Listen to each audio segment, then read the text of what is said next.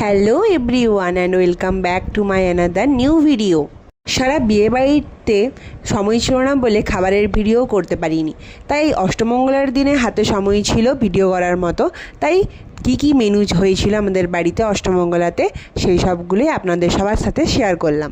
আর রাঁধুনি রেখেছিল যে ব্রেকফাস্ট অ্যাজ ওয়েল অ্যাজ আমাদের লাঞ্চের ব্যবস্থা সবটাই তারাই করে দিয়েছিল। তো এখানে দেখো রাঁধুনি ছোলার ডাল সিদ্ধ করে রেখেছিল, যেটা আমি তুলে খেয়ে নিয়েছিলাম। আর আমাদের বাড়ির ব্যাকইয়ার্ডে চলছিল সবজি কাটাকাটির কাজ আর রান্নার কাজ। আমার দিদির বিয়েটা হয়েছিল মোটামুটি ঠান্ডার টাইমে, তাই ব্রেকফাস্টে ছিল মটরশুঁটির কচুরি মানে লুচি, সাথে ছোলার ডাল আর কুমড়োর তরকারি, আর সাথে ছিল মিষ্টি। যেহেতু আমার মিষ্টি একদম ভাল লাগে না, তাই ওটাকে আমি স্কিপ করে ব্রেকফাস্ট কমপ্লিট করেছিলাম, তাও আবার 12টায়। আর আশা করি তোমরা সবাই দিদির অষ্টমঙ্গলার ভিডিওটা অলরেডি দেখে নিয়েছো। যারা দেখোনি তারা গিয়ে চ্যানেলে দেখতে পারো, অলরেডি আপলোড করা আছে।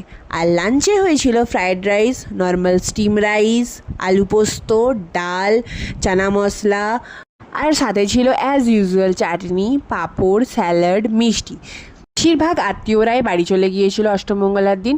হাতে গোনা কয়েকজনকে নিয়েই আয়োজনটা হয়েছিল। তো তাদের মধ্যে অনেকেই নিরামিষ খায়, তো তাদের জন্য সম্পূর্ণ নিরামিষভাবেই করা হয়েছিল এইসব খাবার। আর তা বলে কি আমার প্রিয় মাটন হবে না? অবশ্যই হয়েছিল। এই যে দেখো লাল লাল ঝাল ঝাল নরম মাটন, যেটা আমার জামাইবাবু সার্ভ করে দিচ্ছিল সবাইকে।